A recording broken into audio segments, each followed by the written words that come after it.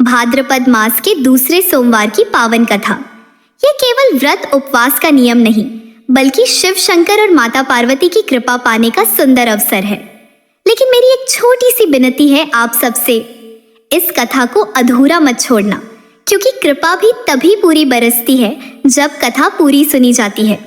और अगर कथा मन को भा जाए तो इसे अपनी हर सहेली और बहन तक जरूर पहुंचाना, ताकि हर घर में भोलेनाथ का आशीर्वाद उतर सके। तो चलो सखियों, प्रेम और श्रद्धा के साथ आरंभ करते हैं यह पावन कथा। तो बहनों, यह सोमवार केवल व्रत का नियम नहीं है, बल्कि यह एक आत्मिक यात्रा है। जिस तरह से हम दिन भर उपवास करके अपने मन को शुद्ध करते हैं, उसी प्रकार यह कथा हमारे हृदय को भक्ति से भर देती है। यह केवल फल या प्रसाद पाने की बात नहीं है, बल्कि भगवान शिव से जुड़ जाने की एक मधुर कड़ी है। और सच मानो तो जब बहनें और माताएं इस कथा को पूरे मन से सुनती हैं, तो शिव जी के आशीर्वाद से उनके घर आंगन में सुख समृद्धि, शांति और संतोष का दीपक अपने आप जल उठता है। कथा कहती है कि प्राचीन समय में एक नगर था, जहां लोग श्रद्धा और आस्था से जीवन जीते थे। वहां एक व्यापारी रहता था जो बहुत ही धार्मिक प्रवृत्ति का था। उसका विश्वास शिवजी में अटूट था, लेकिन जीवन में कठिनाइयां भी कम नहीं थीं। व्यापारी की पत्नी बड़ी ही सौम्य और धर्मपरायणा थी, और वह हर सोमवार को विधि पूर्वक व्रत करती थी। उसने निश्चय कर लिया था कि चाहे परिस्थिति कितनी भी कठिन क्यों ना हो, सोमवार का व्रत वह कभी नहीं छोड़ेगी। उसकी यह श्रद्धा ही उसके जीवन की सबसे बड़ी शक्ति थी। धीरे धीरे समय बीतता गया और उस दंपत्ति के जीवन में एक ऐसी घटना घटी जिसने उनके परिवार ही नहीं, पूरे नगर को भक्ति की शक्ति का परिचय करा दिया। यह वही घटना है जो आज भी हमें प्रेरणा देती है कि भाद्रपद के सोमवार का व्रत कितना कल्याणकारी है और क्यों इसे बड़े प्रेम से करना चाहिए। तो सखियों, उस व्यापारी का जीवन साधारण नहीं था। धन तो उसके पास पर्याप्त था, लेकिन संतान सुख से वह वंचित था। उसकी पत्नी, जो हर सोमवार को शिवजी का व्रत करती थी, दिन रात यही प्रार्थना करती रहती थी कि हे भोलेनाथ, हमें भी संतान का सुख दीजिए, ताकि हमारा जीवन पूर्ण हो सके। हम आपका व्रत पूरी श्रद्धा और निष्ठा से करते रहेंगे। भाद्रपद मास का दूसरा सोमवार आया। प्रातःकाल व्यापारी की पत्नी ने स्नान किया, पवित्र वस्त्र धारण किए और शिवलिंग पर गंगा जल, बेलपत्र और पुष्प अर्पित किए। उसके मन में अटूट विश्वास था कि आज के व्रत से भोलेनाथ अवश्य कृपा करेंगे। उसने दिन भर उपवास किया, मन ही मन शिव नाम का जप करती रही। उसका हृदय इतना निर्मल था कि उसकी भक्ति की गूंज स्वयं कैलाश पर्वत तक पहुंच गई। उसी समय कैलाश पर माता पार्वती ने महादेव से कहा, स्वामी देखिए, उस व्यापारी की पत्नी कितनी श्रद्धा से आपका व्रत कर रही है। उसका जीवन अधूरा है, परंतु उसके मन में कोई शिकायत नहीं। क्या उसे संतान सुख नहीं मिलना चाहिए? भोलेनाथ मंद मुस्कान के साथ बोले, देवी, भक्त की भक्ति से मैं बंध जाता हूँ। जब कोई सच्चे मन से मेरा नाम लेता है, तो मैं अवश्य उसके जीवन में सुख समृद्धि का द्वार खोल देता हूँ। आज भाद्रपद के दूसरे सोमवार का पुण्य उसके जीवन को बदल देगा। उसी रात व्यापारी की पत्नी ने स्वप्न में देखा कि एक दिव्य प्रकाश उनके घर के आंगन में उतर रहा है। उस प्रकाश से एक आशीर्वाद की ध्वनि आई, तुम्हारी भक्ति स्वीकार है, शीघ्र ही तुम्हें संतान सुख प्राप्त होगा। सुबह जब उसने अपने पति को यह स्वप्न सुनाया, तो व्यापारी की आंखों में भी आंसू भर आए। उसने अपनी पत्नी से कहा, तुम्हारे व्रत और आस्था की शक्ति से ही यह संभव हुआ है। सचमुच यह सोमवार का व्रत ही है जिसने हमारे जीवन में आशा की किरण जगाई है। मेरी बहनों, समय बीतते बीतते उनके घर में एक सुंदर संतान का जन्म हुआ। वह घर जो पहले सुनसान और अधूरा लगता था, अब हंसी और खुशियों से भर गया। नगर के लोग भी यह देखकर चकित थे कि कैसे शिव भक्ति और सोमवार व्रत की शक्ति ने उस दंपत्ति का जीवन संवार दिया। तो सखियों, जब उस व्यापारी के घर संतान का जन्म हुआ, तो पूरे नगर में मानो उत्सव सा वातावरण बन गया। लोग कहते थे, देखो, सोमवार व्रत और शिवजी की कृपा ने उस दंपत्ति का जीवन कितना बदल दिया। सचमुच श्रद्धा और भक्ति व्यर्थ नहीं जाती। व्यापारी और उसकी पत्नी दोनों अपने बच्चे को देखकर आनंद से झूम उठे। वे हर सोमवार को पहले से भी अधिक भक्तिभाव से व्रत करने लगे। लेकिन बहनों, जीवन में सुख और दुख दोनों साथ साथ चलते हैं।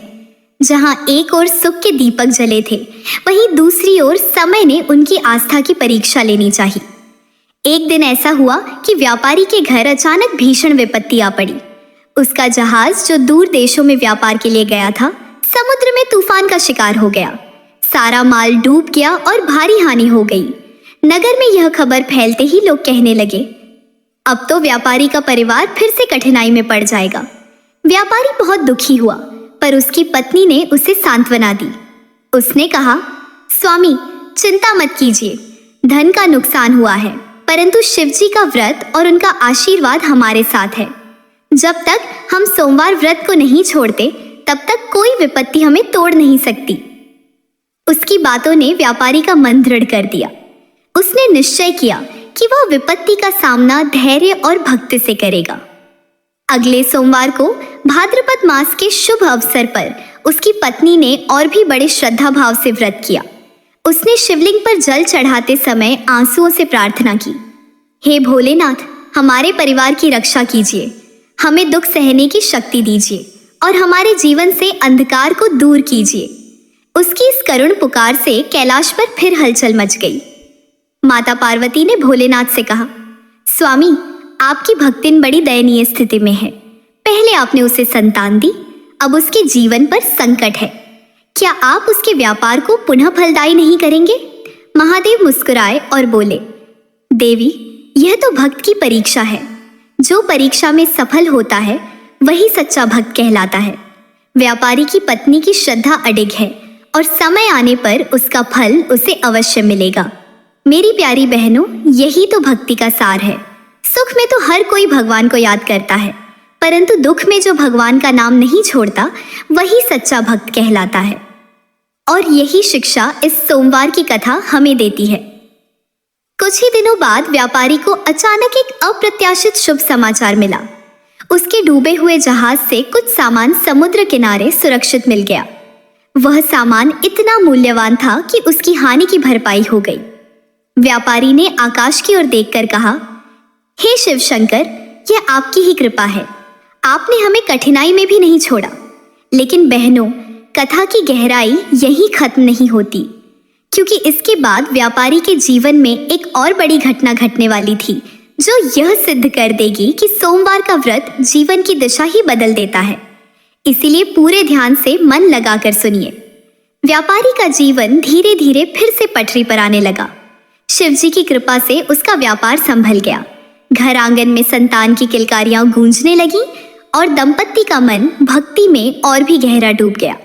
हर सोमवार को उसकी पत्नी बड़ी ही निष्ठा से व्रत करती और पूरे नगर की स्त्रियों को भी प्रेरित करती कि वे भी सोमवार का व्रत करें। समय बीतता गया। व्यापारी का बालक अब बड़ा होने लगा। वह देखने में बहुत ही सुंदर और तेजस्वी था। परंतु बहनों, कहते हैं ना कि जब किसी घर में सुख अधिक होता है तो कभी कभी बुरी नजर भी लग जाती है। उसी प्रकार उस बालक पर भी विपत्ति का साया मंडराने लगा। एक दिन की बात है, व्यापारी का पुत्र अपने मित्रों के साथ बाग में खेलने गया। खेलते खेलते अचानक वह कुएं के पास चला गया और उसका पैर फिसल गया। बच्चा कुएं में गिर पड़ा। बच्चों के रोने चिल्लाने की आवाज सुनकर लोग भागे, पर जब तक कोई कुछ करता, वह बालक गहरे पानी में डूब गया। नगर में यह समाचार फैलते ही हाहाकार मच गया। व्यापारी और उसकी पत्नी का संसार ही उजड़ गया। व्यापारी बेसुध होकर गिर पड़ा और उसकी पत्नी की आंखों से आंसुओं की धारा बहने लगी। परंतु बहनों, उसकी श्रद्धा इतनी दृढ़ थी कि शोक के उस पल में भी उसने शिवजी को नहीं छोड़ा। वह रोते हुए शिवलिंग के सामने बैठी और बोली, हे भोलेनाथ, मैंने हर सोमवार व्रत किया, आपकी पूजा की, आपकी आराधना की। क्या आज मेरी आस्था व्यर्थ हो जाएगी? हे महादेव, अगर मेरी भक्ति सच्ची है तो मेरे पुत्र को जीवन दान दीजिए। उसकी करुण पुकार से मानो पूरा मंदिर कांप उठा। उसी क्षण आकाश में बिजली सी कौंधी और मंदिर के शिवलिंग से एक दिव्य प्रकाश निकला। वह प्रकाश कुएं की ओर गया और सबकी आंखों के सामने व्यापारी का पुत्र जीवित बाहर आ गया। बच्चे की सांसें लौट आईं और उसकी आंखें खुलते ही उसने अपनी मां को पुकारा, मां। बहनों, उस दृश्य को जिसने भी देखा उसकी आंखों से आंसू झरने लगे। नगरवासियों ने कहा, सचमुच सोमवार के व्रत और शिवजी की कृपा का कोई दूसरा उदाहरण नहीं है। यह व्रत हर संकट को टाल देता है।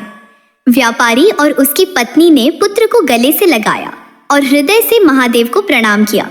उन्होंने संकल्प लिया कि वे जीवन भर सोमवार व्रत करते रहेंगे और दूसरों को भी इसकी महिमा बताएंगे। मेरी प्यारी बहनों, यही कारण है कि भाद्रपद मास का दूसरा सोमवार विशेष रूप से पुण्यकारी माना जाता है। इस दिन किया गया व्रत केवल सुख संपत्ति ही नहीं देता, बल्कि जीवन के संकटों से भी रक्षा करता है। तो सखियों, कथा का प्रवाह अब और भी गहन हो जाता है। व्यापारी और उसकी पत्नी ने जब यह चमत्कार अपनी आंखों से देखा कि कैसे उनके पुत्र को मृत्यु के मुख से वापस जीवन मिला, तो उनका विश्वास और भी अटूट हो गया। उन्होंने नगरवासियों के सामने हाथ जोड़कर कहा, बहनों और भाइयों, देखो सोमवार व्रत की महिमा कैसी अद्भुत है। यह केवल एक परंपरा नहीं, बल्कि शिव जी का सीधा आशीर्वाद है। जो सच्चे मन से इसे करता है, उसके जीवन में कभी अंधकार नहीं ठहर सकता। नगर के लोग भी उस दिन से प्रेरित हो गए। वे कहने लगे, अब हम भी सोमवार व्रत करेंगे और शिव जी की शरण लेंगे। और सच मानो बहनों, जब एक एक घर में दीपक जलता है तो पूरा नगर उजाला हो जाता है। उसी प्रकार सोमवार व्रत का प्रकाश धीरे धीरे पूरे नगर में फैल गया। अब व्यापारी का पुत्र बड़ा होकर युवावस्था में पहुंचा। वह भी अपने माता पिता की भांति धर्मपरायण और शिव भक्त निकला। हर सोमवार को वह मंदिर जाकर शिवलिंग का जलाभिषेक करता और भक्ति भाव से प्रार्थना करता। उसकी आंखों में वही तेज था जो किसी सच्चे भक्त की आंखों में होता है। लेकिन बहनों, जीवन की राह कभी सीधी नहीं होती। सुख और दुख की डोर साथ साथ चलती है। एक दिन व्यापारी के घर एक और परीक्षा आई। उसका पुत्र किसी कारणवश गंभीर रोग से पीड़ित हो गया। वैद्य और चिकित्सक बहुत उपचार करने लगे, परंतु उसकी स्थिति सुधरने की बजाय और बिगड़ने लगी। नगरवासी भी चिंतित हो उठे। व्यापारी की पत्नी ने उस समय भी धैर्य नहीं खोया। उसने कहा, स्वामी, याद है जब हमारा पुत्र कुएं में गिर गया था, तब भी शिवजी ने हमें बचाया था। आज भी वे अवश्य कृपा करेंगे। हमें बस अपने सोमवार व्रत को और दृढ़ करना है। वह फिर सोमवार का व्रत करने लगी, लेकिन इस बार और भी कठोर नियमों के साथ। वह रात भर जागरण करती, भजन गाती और आंसुओं से शिवलिंग को धोती। उसकी करुणा और भक्ति इतनी सच्ची थी कि उसका स्वर मानो स्वयं कैलाश पर्वत तक पहुंच गया। माता पार्वती ने शिवजी से कहा, स्वामी, ये आपकी भक्ति न अब भी अडिग खड़ी है। उसका हृदय करुणा से भरा है। क्या अब समय नहीं आ गया कि आप उसके पुत्र को रोग मुक्त करें? महादेव ने मुस्कुराकर कहा, देवी, जो भक्त हर परिस्थिति में मेरा नाम नहीं छोड़ता, मैं उसके जीवन को स्वयं संभाल लेता हूँ। आज इस भक्तिन की भक्ति ही इसका पुत्र स्वस्थ करेगी। और सच बहनों, कुछ ही दिनों बाद व्यापारी का पुत्र धीरे धीरे रोग मुक्त हो गया।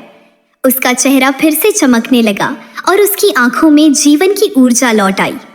पूरा नगर एक बार फिर इस व्रत की महिमा को देखकर अभिभूत हो उठा। व्यापारी ने सबके सामने कहा, हे महादेव, आपने हमारे जीवन को बार बार संभाला है। मैं प्रण करता हूँ कि जीवन के अंतिम श्वास तक आपका सोमवार व्रत करूंगा और इस कथा को सबको सुनाऊंगा। मेरी प्यारी बहनों, यही वजह है कि भाद्रपद का दूसरा सोमवार इतना पावन और फलदायी माना जाता है। इस दिन किया गया व्रत न केवल सांसारिक सुख देता है, बल्कि मृत्यु और रोग जैसे संकटों से भी रक्षा करता है। तो बहनों, कथा का प्रवाह अब और भी अद्भुत हो जाता है। व्यापारी और उसकी पत्नी का जीवन अब शिव भक्ति में डूब चुका था। हर सोमवार उनका घर मंदिर जैसा पवित्र हो उठता। सुबह से ही बेलपत्र, गंगाजल, धूप दीप, भजन और संकीर्तन की गूंज उनके आंगन में सुनाई देती। नगर की स्त्रियां भी उनके साथ जुड़ने लगी और सोमवार व्रत का उत्सव मानो पूरे नगर का पर्व बन गया। लेकिन बहनों, जब भक्त का जीवन भक्ति में रमता है, तो संसार उसे कभी न कभी मोह और प्रलोभन से परखता है। यही परीक्षा अब व्यापारी के सामने आई। एक दिन दूर देश से एक व्यापारी नगर में आया। उसने देखा कि यह व्यापारी अब सबके दिलों में स्थान बना चुका है और नगरवासी उसे आदर देते हैं। उस पर ईर्ष्या करके उसने षड्यंत्र रचा। उसने राजा के कान भर दिए कि यह व्यापारी करों में चोरी करता है और अपने लाभ के लिए लोगों को बहकाता है। राजा को संदेह हुआ और उसने व्यापारी को दरबार में बुलाया। राजा ने कठोर स्वर में कहा, व्यापारी, लोग कहते हैं तुम धर्म और भक्ति का आडंबर करते हो और मेरे करों में चोरी करते हो। तुम्हें अपनी निर्दोषता सिद्ध करनी होगी, वरना दंड मिलेगा। व्यापारी यह सुनकर विचलित हुआ। उसके जीवन की कमाई हुई साख और सम्मान पर आंच आ गई थी। नगरवासी भी दुविधा में पड़ गए, लेकिन उसकी पत्नी ने उसका हाथ थामकर कहा, स्वामी, मत डरिए, याद कीजिए कितनी बार शिवजी ने हमें बचाया है। आज भी वे हमें अपमान से बचाएंगे। बस सोमवार का व्रत पूरी श्रद्धा से कीजिए और भोलेनाथ पर विश्वास रखिए। उसने तुरंत अगले सोमवार को कठोर उपवास का संकल्प लिया। उसने संपूर्ण दिन और रात्रि निराहार रहकर शिवजी की स्तुति की।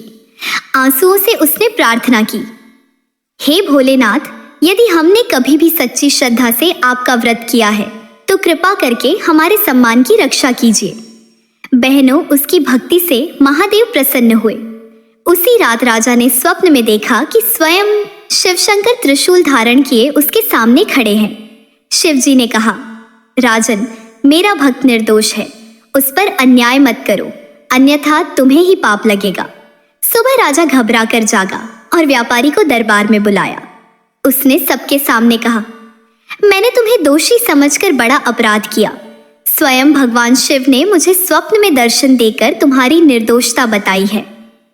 अब से तुम्हें मेरा विशेष संरक्षण मिलेगा। नगरवासी यह सुनकर गदगद हो उठे।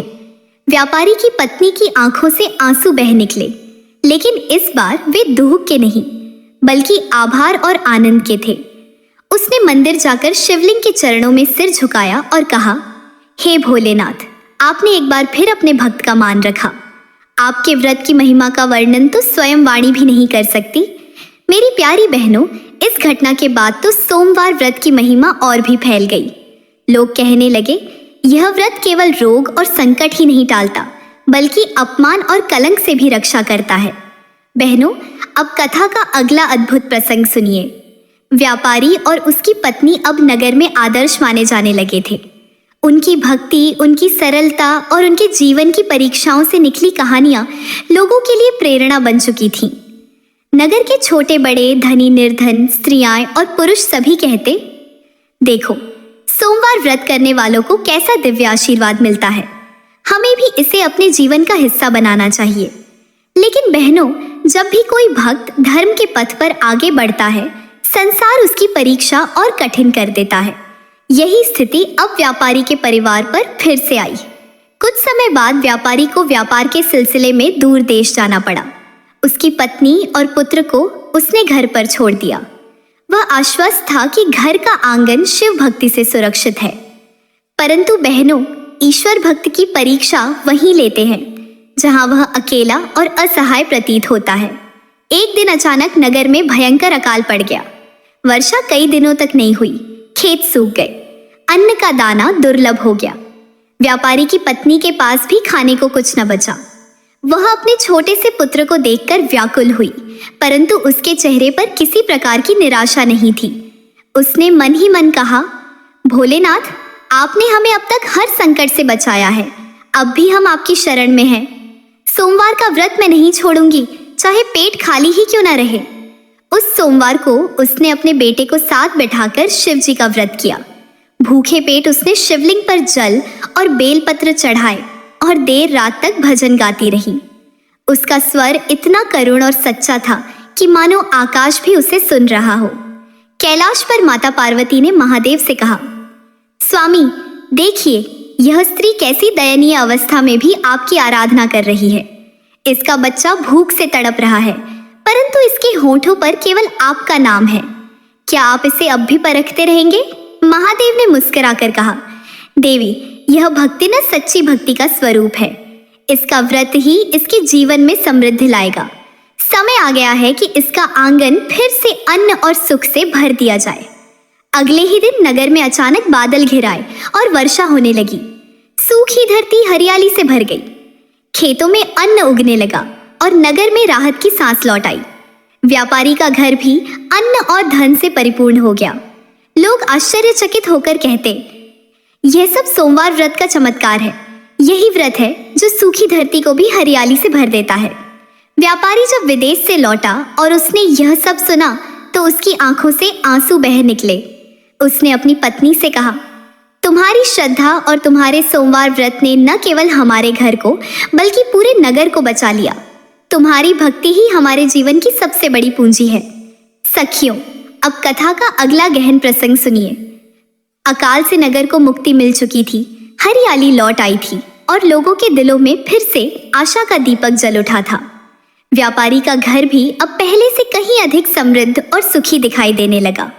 लेकिन बहनों, भक्ति का मार्ग केवल सुख के फूलों से नहीं सजा होता, उसमें कांटों की परीक्षा भी बार बार आती है। समय बीता, व्यापारी का पुत्र अब युवा हो चुका था। वह तेजस्वी, धर्मपरायण और सबका प्रिय बन गया था। नगर की कन्याओं के माता पिता भी चाहते थे कि उनकी बेटी इस घर में ब्याही जाए। व्यापारी की पत्नी भी सोचती थी कि अब पुत्र के विवाह का समय आ गया है। उसने शिवलिंग के सामने बैठकर प्रार्थना की, हे भोलेनाथ, जैसे आपने अब तक हमारे जीवन की हर कठिनाई को सहज बना दिया, वैसे ही हमारे पुत्र के लिए एक योग्य, धर्मपरायण और भक्ति भाव से भरी कन्या भेज दीजिए। बहनों, भक्त की प्रार्थना खाली नहीं जाती। कुछ ही समय बाद पड़ोसी नगर से एक संदेश आया। वहां के एक सज्जन परिवार ने अपनी कन्या का प्रस्ताव भेजा। कन्या रूप और गुणों से अद्वितीय थी। वह न केवल सुंदर थी बल्कि माता पार्वती की तरह सौम्यता और शिव भक्ति से भरी हुई थी। विवाह की तैयारियां शुरू हुईं। पूरा नगर आनंद में डूब गया। जगह जगह मंगल गीत गाए जाने लगे। मंदिरों में भजन कीर्तन होने लगे। विवाह का दिन आया तो व्यापारी ने अपने घर को दीपों से सजा दिया। कन्या पालकी में बैठकर जब आई तो लोग बोले, सचमुच यह विवाह देवताओं के आशीर्वाद से हुआ है। परंतु बहनों, जैसे ही विवाह का उत्सव समाप्त हुआ और दुल्हन गृह प्रवेश कर रही थी, तभी अचानक नगर में भयंकर तूफान उठ गया। तेज आंधी चलने लगी, आकाश में बिजली कौंधने लगी। लोगों ने आश्चर्य से देखा कि विवाह मंडप की लौ बार बार बुझ रही है। यह अशुभ संकेत देखकर सब चिंतित हो गए। व्यापारी की पत्नी ने तुरंत शिवलिंग के सामने दीपक जलाया और आंसुओं से प्रार्थना की, हे भोलेनाथ, अगर यह अशुभ संकेत है तो कृपा कर इसे दूर कर दीजिए। हमारे घर का यह मंगल अवसर अपशकुन में न बदल जाए। उसकी प्रार्थना सुनते ही तूफान अचानक थम गया। आकाश में उज्जवल चांद दिखाई दिया और वातावरण शांत हो गया। सब लोग आश्चर्यचकित थे। नगरवासी बोले, यह सब शिवजी का चमत्कार है। यह तूफान भक्त की परीक्षा थी और भक्तिन की भक्ति ने इसे टाल दिया। बहनों, विवाह के बाद वह कन्या भी व्यापारी के घर की तरह शिव भक्ति में लीन हो गई। वह भी हर सोमवार को सास के साथ मिलकर व्रत करने लगी। घर का आंगन अब 3-3 भक्तों की भक्ति से आलोकित हो गया। व्यापारी, उसकी पत्नी और अब उनकी पुत्रवधू। बहनों, अब कथा का सबसे भावपूर्ण और अद्भुत प्रसंग सुनिए। व्यापारी का घर अब सचमुच आनंद और भक्ति का केंद्र बन चुका था। सोमवार का दिन आते ही उनके आंगन से भजन की ध्वनि गूंजती, दीपक की लौ झिलमिलाती और बेलपत्र की सुगंध पूरे नगर को पवित्र कर देती। व्यापारी, उसकी पत्नी, उसका पुत्र और अब पुत्रवधू चारों मिलकर सोमवार का व्रत करते और शिवजी की स्तुति गाते। नगरवासी कहते, यह घर तो स्वयं कैलाश पर्वत का प्रतिरूप है। बहनों, जब किसी भक्त का परिवार इस प्रकार निरंतर भक्ति में लीन हो जाता है, तब स्वयं ईश्वर भी प्रसन्न होकर प्रकट होते हैं। और ऐसा ही हुआ। भाद्रपद मास का दूसरा सोमवार था। व्यापारी की पत्नी ने बड़े स्नेह से शिवलिंग का जलाभिषेक किया। पुत्रवधू ने पुष्प अर्पित किए। पुत्र ने दीपक जलाया और व्यापारी ने आर्त स्वर में महादेव का नाम लिया। उसी समय मंदिर के गर्भगृह में एक दिव्य प्रकाश प्रकट हुआ। धीरे धीरे वह प्रकाश मूर्ति के आकार में बदलने लगा। देखते ही देखते वहां स्वयं भगवान शिव प्रकट हुए। जटाओं से गंगा जी बह रही थीं। गले में सर्प लिपटा था और उनके चेहरे पर सौम्य मुस्कान थी। उनके साथ माता पार्वती भी प्रकट हुई। व्यापारी और उसका परिवार भूमि पर गिर पड़ा और अश्रुधारा बहाने लगा। वे बोले, हे भोलेनाथ, हे माता पार्वती, हम धन्य हो गए। आपने हमें बार बार संकटों से बचाया। अब तो हमारे घर पधार कर हमारे जीवन को पूर्ण कर दिया। भोलेनाथ ने आशीर्वाद देते हुए कहा, वत्स, तुम्हारी निष्ठा और भक्ति ने हमें प्रसन्न किया है। तुमने हर संकट में मेरा नाम लिया, कभी व्रत नहीं छोड़ा। आज मैं तुम्हें वरदान देता हूँ कि तुम्हारे वंश में कभी दरिद्रता, दुख और अपमान नहीं आएगा। तुम्हारे कुल की स्त्रियां यदि श्रद्धा से सोमवार का व्रत करेंगी तो उन्हें सदैव सौभाग्य और संतति का सुख मिलेगा। तुम्हारे घर में सदैव शिव पार्वती का आशीर्वाद बना रहेगा। माता पार्वती ने भी उनके परिवार को आशीर्वाद देते हुए कहा, हे भक्तिन, तुम्हारी श्रद्धा सच्चे स्त्री धर्म का उदाहरण है। तुम्हारा नाम युगों युगों तक लिया जाएगा। जो स्त्रियां तुम्हारी कथा सुनेंगी और सोमवार व्रत करेंगी, उनके जीवन में भी सुख समृद्धि और संतोष की धारा बहती रहेगी। बहनों, यह सुनकर व्यापारी का परिवार आनंद से झूम उठा। नगरवासी भी उस दिन के साक्षी बने और सबने मिलकर सोमवार व्रत की महिमा का गुणगान किया। उस दिन से भाद्रपद मास का दूसरा सोमवार और भी विशेष माना जाने लगा। मेरी प्यारी बहनों, यही कारण है कि आज तक यह व्रत न केवल घर घर में होता है, बल्कि पीढ़ियों तक इसका महत्व बना हुआ है। जब भी कोई स्त्री इसे श्रद्धा से करती है तो समझ लीजिए शिव पार्वती स्वयं उसके घर आकर आशीर्वाद देते हैं। मेरी प्यारी बहनों, अब आप सुनिए कथा का अगला मधुर और हृदय को छू लेने वाला प्रसंग। व्यापारी के घर में जब भोलेनाथ और माता पार्वती का आशीर्वाद मिला, तब से उनके जीवन का हर दिन एक उत्सव जैसा हो गया। लेकिन यह कथा यहीं समाप्त नहीं होती, क्योंकि शिवजी का आशीर्वाद जब किसी को मिलता है तो उसका प्रभाव केवल उस घर तक सीमित नहीं रहता, बल्कि पूरे समाज, पूरे नगर और कई बार पूरे वंश पर फैल जाता है। नगर के लोग जब यह दृश्य देखकर लौटे तो उनके मन में एक ही विचार था, यदि व्यापारी का जीवन इतना बदल सकता है तो हमारे जीवन में क्यों नहीं। इसीलिए अगला सोमवार आते आते नगर की स्त्रियों ने भी व्रत रखना शुरू कर दिया। हर स्त्री ने अपने घर में दीपक जलाए, बेलपत्र अर्पित किए और अपने बच्चों को भी शिव महिमा सुनाई। बहनों, तभी से यह परंपरा धीरे धीरे गांव-गांव और नगर नगर में फैलती चली गई। एक विशेष प्रसंग तो ऐसा हुआ कि नगर की एक निर्धन स्त्री, जिसके पास अपने बच्चों को खिलाने तक का साधन नहीं था, उसने भी सोमवार का व्रत रखा। उसका संकल्प था कि चाहे घर में अनाज न हो, लेकिन शिवजी की पूजा बिना अर्पण के नहीं होगी। उसने मिट्टी से एक छोटा सा शिवलिंग बनाया, नदी का जल लाकर अर्पित किया और पूरे दिन भूखी रहकर भक्ति की।